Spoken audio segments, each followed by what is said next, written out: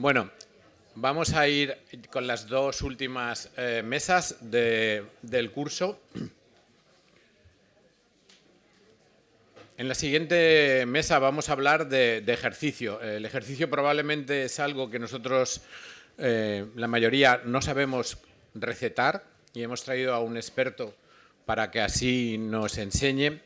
La verdad es que es un placer contar con una persona que lo hace bien y además lo hace divertido, como veréis, y seguramente os haréis fan y seguidores de sus vídeos, como ya lo somos muchos de los que estamos aquí en las primeras filas. Como os decía, es un placer presentar a Juan Pablo Cárdenas, es cardiólogo de aquí de nuestro hospital, de la Unidad de Rehabilitación Cardíaca, y un apasionado de lo que hace, que es de recetar, por así decirlo, como os decía, ejercicio. Para esto hemos elegido como cuento pues La tortuga y la liebre. Era bastante sencillo buscar ese cuento. Este cuento es un cuento de los más antiguos de los que hemos hablado durante estos 2 días. Es difícil seguirle un poco el origen, pero probablemente ya en las fábulas de Esopo pues hay alguna referencia a algo parecido a este cuento, que luego a lo largo de la historia de la literatura se ha ido de alguna forma reescribiendo. En el cuento lo que se nos habla es de que las cosas importantes de la vida se consiguen lentamente y que los esfuerzos demasiado rápidos pues no suelen llegar a buen puerto. Y de hecho la mayoría de los países tienen refranes en francés, en italiano y en inglés que vienen a hacer referencia un poco a exactamente eso, a que las cosas rápidas no nos suelen llegar a buen puerto. Vamos entrando y ya cerramos la puerta. Por favor, ir pasando. Perfecto. Bueno, hasta aquí mi acompañamiento. Un placer escucharte, como siempre, seguro. Y la audiencia es tuya. ¿Se oye? Ya. ¿Ya? Muy bien. Soy el doctor Juan Pablo Cárdenas. Yo llevo la unidad de rehabilitación cardíaca en el hospital. Soy especialista en cardiología. El contenido de la charla de hoy va a ser este. Primero, rápidamente, vamos a ver un poco de la evidencia de los beneficios de ejercicio de ejercicio físico en la salud. Luego, voy a continuar explicando por qué la mayoría de veces, cuando los médicos prescribimos ejercicio, no lo hacemos correctamente o todo lo bien que lo deberíamos hacer. Y les voy a explicar los componentes de una prescripción adecuada de entrenamiento. Y ya acabando, les voy a proponer un enfoque práctico, rápido, para que hagan receta de ejercicio a todos sus pacientes. Y luego, rápidamente, les veremos una muestra del contenido que tiene el programa de ejercicio que llevamos aquí en el hospital. Y ya para finalizar, vamos a encajar un poco esta charla dentro de la fábula que me ha tocado, la liebre y la tortuga. Yo sé que no hace falta que yo venga aquí a intentar convencer a nadie de los beneficios del ejercicio físico en la salud. Voy a cumplir con la parte académica de decir 3 cosas sobre esto. Aptitud física y mortalidad. Este es un trabajo hecho en 1989 en una muestra de 13.000 pacientes sanos, hombres y mujeres, donde se ve claramente cómo a un mayor grado de aptitud física, de capacidad cardiorrespiratoria, lo que se conoce como del anglicismo fitness o de estar en forma, vemos una menor tasa de mortalidad ajustada a la edad para todos esos pacientes. A mayor capacidad cardiorrespiratoria, mayor fitness, menores tasas de mortalidad. Y esto no solo se ve en pacientes sanos, también lo vemos en patologías.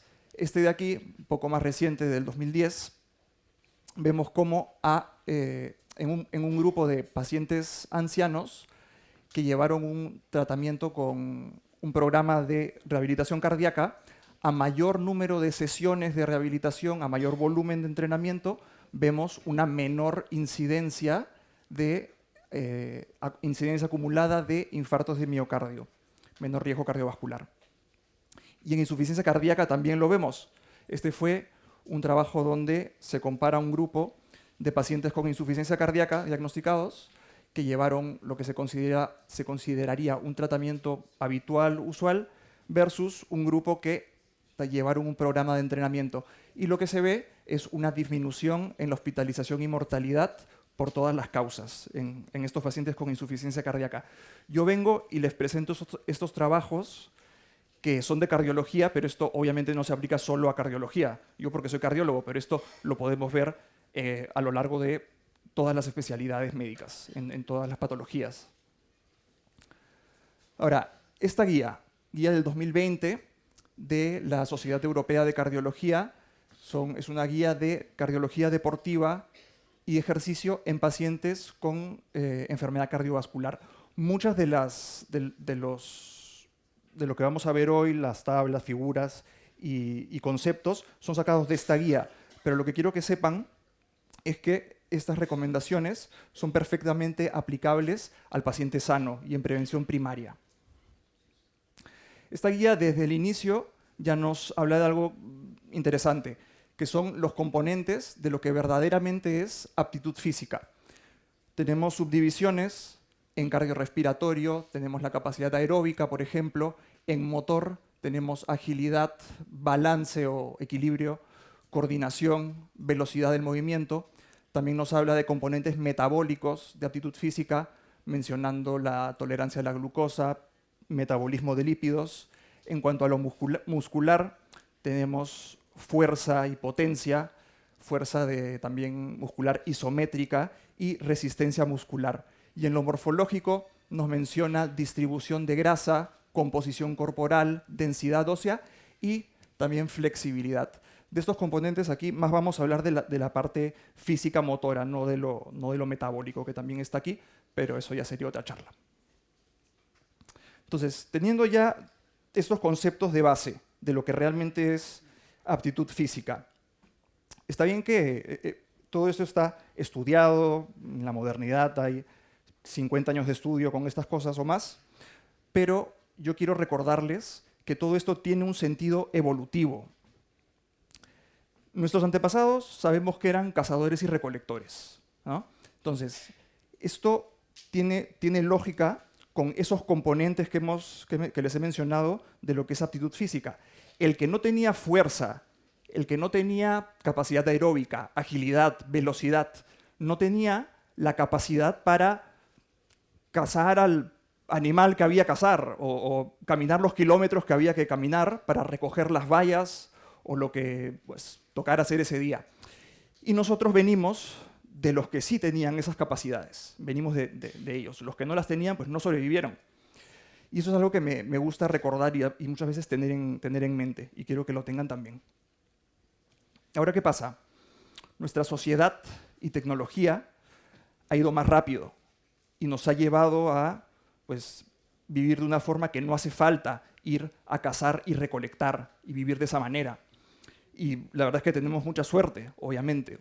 Qué suerte tenemos de vivir de esta manera. Pero el problema es que nos ha llevado a esto, que ya conocemos todos muy bien. Vidas sedentarias. Esa es la verdad.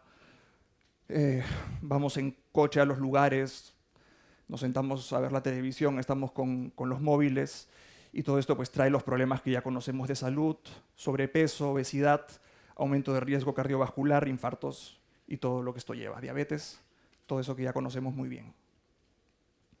Ahora, con esos conceptos ya en mente, con lo que les he explicado un poco, les pregunto, ¿tiene sentido que cuando a un médico le preguntan, doctor, ¿yo qué debo hacer para ejercicio? Prescríbame ejercicio. ¿Les parece correcto que un médico les diga sal a caminar y nada más?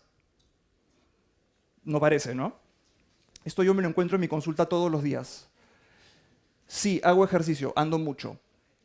Yo hago 10.000 pasos al día. Yo les pregunto, ¿algo más? La gran mayoría de veces la respuesta es no. A mí me han dicho que solo debo caminar.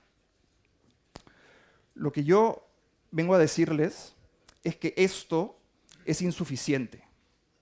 Ahora, no me malinterpreten. No estoy diciendo que caminar no deba ser parte de la prescripción de ejercicio. Claro que sí lo debe ser y yo también lo prescribo. Lo que estoy diciendo es que únicamente esto, poner un paciente en una cinta o mandarlo a caminar media hora al día no es suficiente. Y hay muchos componentes de la aptitud física que se están quedando desatendidos al hacer este enfoque. Y esto también se aplica, por ejemplo, para poner a los pacientes en una bicicleta. Si solo los ponemos a hacer esto, es lo mismo, como si solo los ponemos a nadar, bueno, se entiende. Digamos, una monotemática de ejercicio se queda insuficiente. Y esto deriva en esto. Este es un caso que estoy seguro que todos aquí lo hemos visto alguna vez, por lo menos cuando éramos residentes. Les presento el caso de un varón de 78 años, sabemos que tiene un antecedente de hipertensión arterial. Vamos a poner el dato que hace ejercicio, que camina 3 veces por semana como ejercicio, y nada más. Y este paciente viene a urgencias porque fue encontrado en su casa por un familiar, le presentó una caída casual de la que no se pudo levantar solo, no fue capaz de levantarse solo del suelo. Y pasaron, se estima, unas 15 horas antes de ser encontrado y traído de urgencias. Deshidratado, regular o mal estado general, CPK elevada, bueno, todo esto creo que la mayoría lo hemos visto alguna vez. Entonces, esto tiene sentido también, digamos, a nivel biológico. Sabemos que con la edad, tanto en hombres como mujeres, existe una pérdida progresiva de fuerza y potencia a nivel muscular y en capacidad. Y la única forma de contrarrestar esto es entrenando, y entrenando adecuadamente. También, bueno, aquí entra lo de comer bien y todos los hábitos sanos, pero principalmente entrenando. Les pongo esta cita que a mí me gusta mucho, que dice: las necesidades de ejercicio de nuestros atletas de élite y de nuestros abuelos se diferencian en grado de intensidad, pero no en el tipo de actividad. A algunos les parecerá un poco raro que yo les venga a hablar aquí que no hay tanta diferencia entre un atleta de élite y un abuelo, pero les voy a poner unos ejemplos para que vean que esto no es ninguna locura. El burpee, un ejercicio que se hace mucho en gimnasios, en boxes de CrossFit, un ejercicio de condicionamiento metabólico.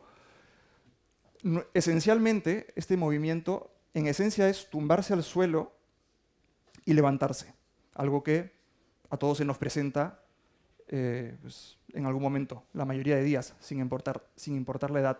Lo mismo con aquí un atleta de élite levantando 60 kilos sobre su cabeza, repeticiones.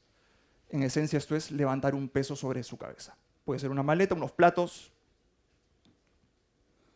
el peso muerto, levantar un peso del suelo. Esta mujer aquí está haciendo una sentadilla. Una sentadilla, este señor también la está haciendo al levantarse del baño. Este señor, al levantarse del baño, lo que está haciendo es una sentadilla asistida. ¿Cómo puede ser eso? En el baño o por una silla. Ahora, si este señor, si él pierde la capacidad de hacer esa sentadilla asistida, este paciente ha perdido la capacidad de levantarse del baño solo. Este paciente ha perdido su independencia. Este paciente ahora va a necesitar ayuda o vivir en una residencia para poder ir al baño. Entonces, bueno, creo que podríamos seguir todo el día con estos ejemplos, pero creo que ya se entiende lo que estoy intentando ejemplificar. Ahora, veamos los componentes correctos, los elementos básicos que debe haber en una prescripción correcta de ejercicio físico. Aquí tenemos el acrónimo FIT con 2 T's. Hablamos de frecuencia, intensidad, tiempo y tipo. Los vamos a descomponer ahora, se los voy a explicar un poco. En frecuencia, la guía que les comentaba es bastante clara. Nos dice que en frecuencia, la mayoría de veces de la semana, durante un mínimo total de 150 minutos en la semana. Aquí tenemos un pequeño matiz donde dice que por lo menos esos 150 minutos a moderada intensidad o 75 minutos de intensidad alta vigorosa o un equivalente, una combinación de esos dos. Y para mayores beneficios, intentar gradualmente aumentar a 300 minutos a la semana en la moderada, 150 minutos de vigorosa o un equivalente combinado de ambos.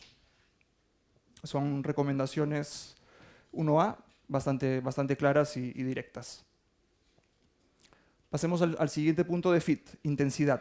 La intensidad, que pueden ver aquí en estos colores, que van de baja a muy intensa, es el componente más importante dentro de la prescripción de ejercicio para intentar lograr una mejoría de capacidad aeróbica e impacto favorable en factores de riesgo. Hablamos de intensidad absoluta cuando se refiere a la tasa de energía durante el ejercicio, y esto se va a expresar en kilocalorías por minuto o equivalentes metabólicos. Los METs, los típicos METs de las pruebas de esfuerzo, eso. Donde un MET se refiere al gasto energético en reposo, y esto equivale a un consumo de oxígeno de 3.5 mililitros por kilo por minuto. Aún estamos dentro de intensidad, solo quiero hacer una explicación rápida sobre esto. La intensidad tiene relación con la capacidad cardiorrespiratoria, donde capacidad respiratoria es la capacidad del sistema circulatorio y respiratorio para suministrar oxígeno a los músculos durante el ejercicio físico. Esto se puede medir, esto es objetivable. El gold standard sería una ergoespirometría, una ergometría con consumo de oxígeno, es lo que pueden ver en la foto, un paciente haciendo esta prueba, donde va a medir directamente el VO2 max, o sea, el consumo máximo de oxígeno que esa persona alcanza.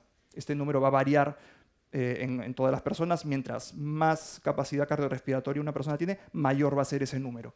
También hay otras formas de medirlo indirectamente, con las pruebas de esfuerzo, los METs, test de caminata de 6 minutos, perdón, y también existen ecuaciones predictivas para su estimación que usan edad, sexo, índice de masa corporal, actividad física que hace el paciente, frecuencia cardíaca de reposo y la presencia o no de tabaquismo.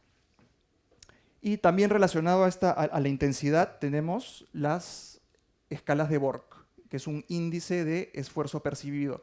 El Borg clásico y modificado son básicamente lo mismo, uno es de 6 a 20 puntos, el otro de 0 a 10, pero son lo mismo. Estamos hablando con los números bajos, estamos hablando de ejercicios muy leves, ligeros, percibidos por el paciente, mientras que en los números altos estamos hablando del esfuerzo máximo. Y la mayoría de estas escalas de Borg se les puede dar al paciente impresa, tienen estas caritas para que el paciente pues se haga una idea de el esfuerzo que le estamos, digamos, que al prescribirle ejercicio le estamos exigiendo.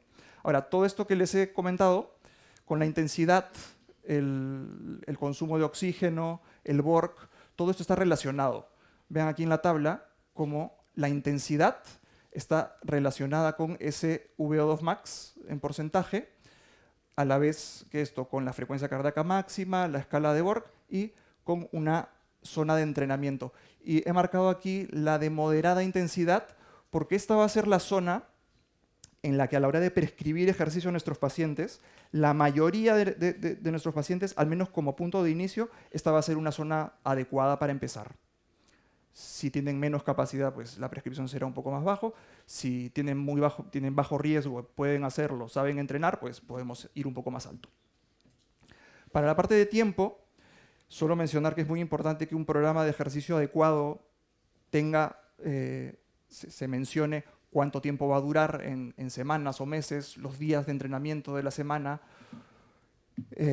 la duración de las sesiones de ejercicio, y nos recomiendan regularmente, periódicamente, reevaluar al paciente, preguntándole cómo va con el ejercicio, ver cómo va la adherencia y incentivarlo a poco aumentar volumen de entrenamiento. Y también nos recomiendan distribuir el ejercicio en al menos 4 a 5 veces por días de la semana o más. Y ya para acabar esta parte, hablamos del tipo de ejercicio.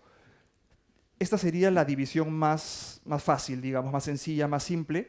Tenemos ejercicios de resistencia aeróbica y ejercicios de fuerza. Resistencia aeróbica es lo típico de caminar, correr, bicicleta, natación, movimientos dinámicos repetitivos, hechos a una intensidad baja o moderada, y también se pueden subdividir en continuo o interválico. Y ejercicio de fuerza, aquí estamos hablando de ejercicios que pueden ser con peso corporal, con el propio peso de una persona, o también puede ser con carga, pesas, sentadillas, press de banca, peso muerto. Y este tipo de ejercicio idealmente se expresa en términos de porcentaje de un RM. ¿Qué es un RM? Si, por ejemplo, yo soy capaz de levantar, ponerme una barra en la espalda y hacer una sentadilla con 100 kilos, digamos que me pongo 101 kilos y no puedo hacer esa sentadilla, no me da la fuerza, mi 1 RM para ese movimiento sería 100 kilos. Esa es la forma de expresar este tipo de ejercicio, este tipo de entrenamiento. Mínimo 2 a 3 veces por semana ejercicios de fuerza. Para intensidad moderada hablamos de 30 a 50% de 1 RM y para alta 50 a 70% de 1 RM. Esto de aquí baja lo que es menos de 20% de 1 RM. He puesto ahí una X porque no se considera ejercicio de fuerza. Este tipo de ejercicio debajo tiraría más hacia el lado de resistencia aeróbica. Lo que les quiero decir con esto, que el ejercicio adecuado debe tener ambas cosas. No solo la resistencia aeróbica, sino también fuerza, entrenamiento de fuerza. Y también, si bien se puede entrenar por separado, se puede hacer formas híbridas, donde en el mismo circuito de ejercicios abordamos ambos tipos de entrenamiento.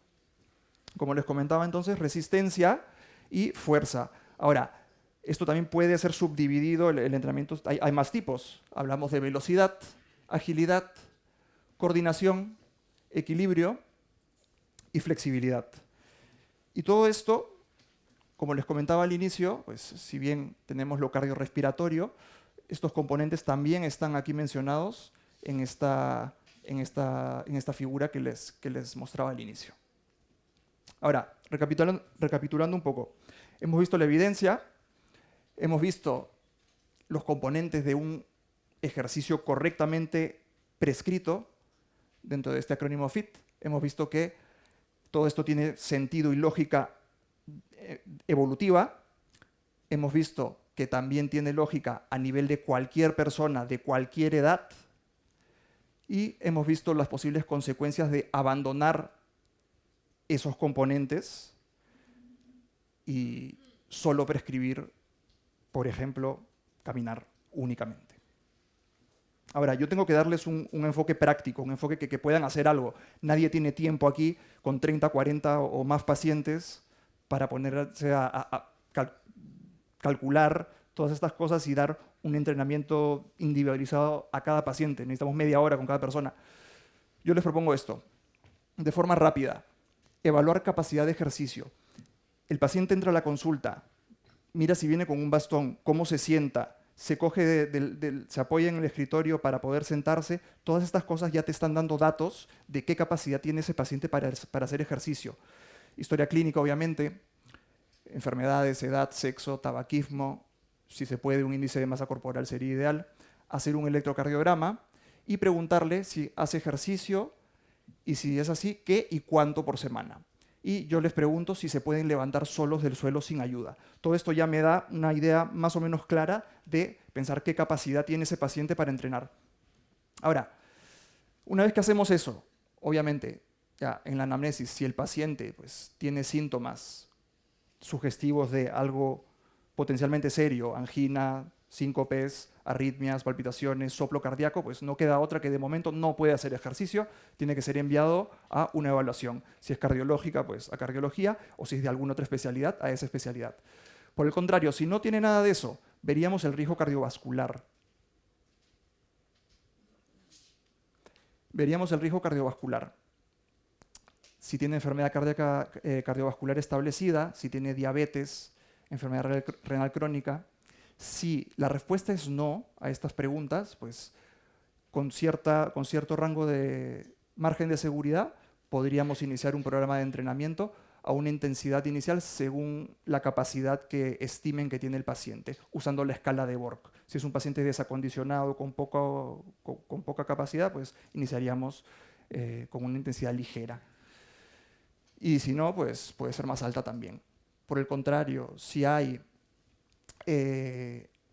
estos factores de riesgo están presentes, pues habría que preguntarle si hace ejercicio regularmente. Si la respuesta es que sí, por lo menos 3 veces a la semana y el paciente está bien, pues con cierta seguridad puede ser enviado directamente a hacer ejercicio. Y si la respuesta es que no, no necesariamente hay que enviarlo a un especialista a evaluar, pero hay que verlo con detenimiento. Hay que ver bien al paciente a ver si es necesario hacer algo más. 5 minutos. Vale. Ahora, yo les pongo esto porque solo quiero que vean cómo funciona un programa de rehabilitación cardíaca. Esto es un estándar de calidad de la Sociedad Española de Cardiología.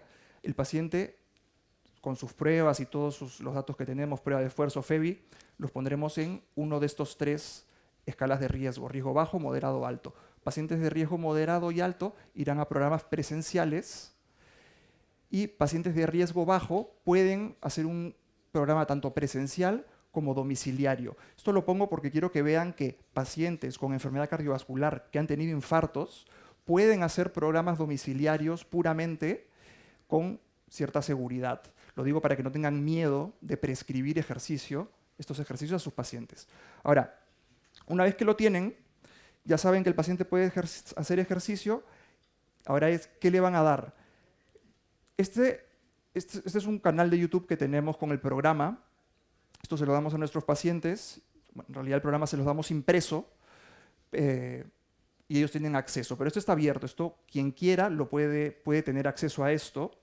Y aquí hay un programa completo de ejercicio. Solo hay que buscar el vídeo que corresponde y hay un enlace descargable en la prescripción. A Belén le he dado unas hojas para repartirlo por si alguien está interesado. No tiene que ser este programa de entrenamiento. Si encuentran otro, perfecto. Pero yo les ofrezco este porque tiene los principios y los componentes que hemos hablado hoy, que les he presentado hoy. Tiene además un programa educativo completo, el video de la obesidad, el de la hipertensión, bueno, de todos estos temas de salud cardiovascular. Mis residentes también me han ayudado a hacerlo. Algunos vídeos soy yo, otros son ellos. Esto es solo para que vean una muestra de cómo es este programa, que está ahí descargable para quien lo quiera. Se explica al paciente de qué se trata, un material domiciliario fácil de conseguir, nada caro. La mayoría de cosas las tiene cualquier persona en casa. Les damos un calendario para que vayan marcando esto, eso da sensación de logro al paciente.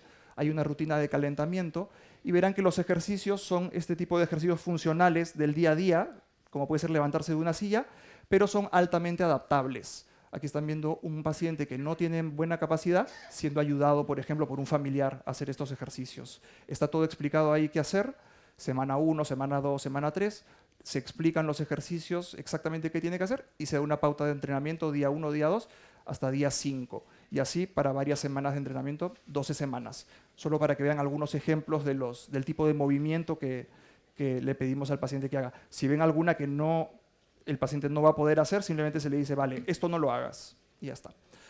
Y este es el concepto de ejercicio cardiofuncional. Esto lo hemos probado y funciona. Este señor en la primera sesión no se podía levantar solo del suelo. Cuando le comenté lo que íbamos a hacer, con vergüenza me dijo que él no podía hacer esto. A la segunda sesión, con un poco de ayuda y alguien que le diga, no, sí, debes y puedes hacerlo. A la segunda sesión, este paciente de azul estaba solo levantándose del suelo, y no una, sino 10 veces.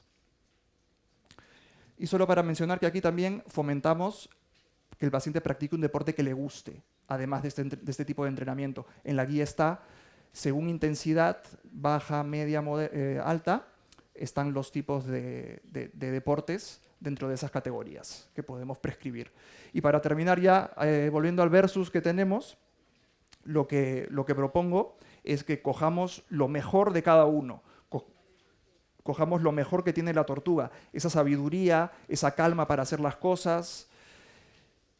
No queremos que nuestros pacientes se lesionen, queremos ir poco a poco, pero lejos. Y la liebre, queremos que también nuestros pacientes sean liebres, que se atrevan un poco, que se atrevan a probar cosas que no han hecho y que se atrevan a mantener al máximo posible esa capacidad física, agilidad y fuerza de las liebres.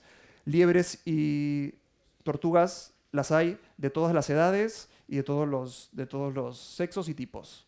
Y las tenemos todos los días. Eso es todo, gracias.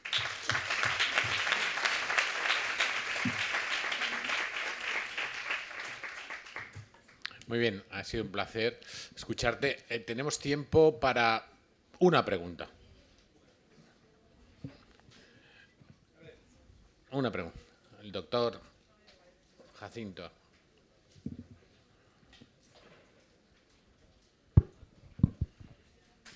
Muchas gracias, me ha gustado mucho la charla y todo el mundo que nos has descubierto sobre la prescripción de ejercicio. No obstante, como bien has señalado, no tenemos nosotros mucho tiempo y a veces tampoco nos vamos a sentir muy seguros.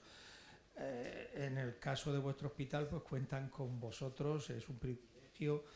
Pero la pregunta va, ¿los profesionales cualificados para la educación física en las distintas titulaciones, podemos fiarnos de ellos para un paciente en prevención primaria o un paciente de bajo riesgo?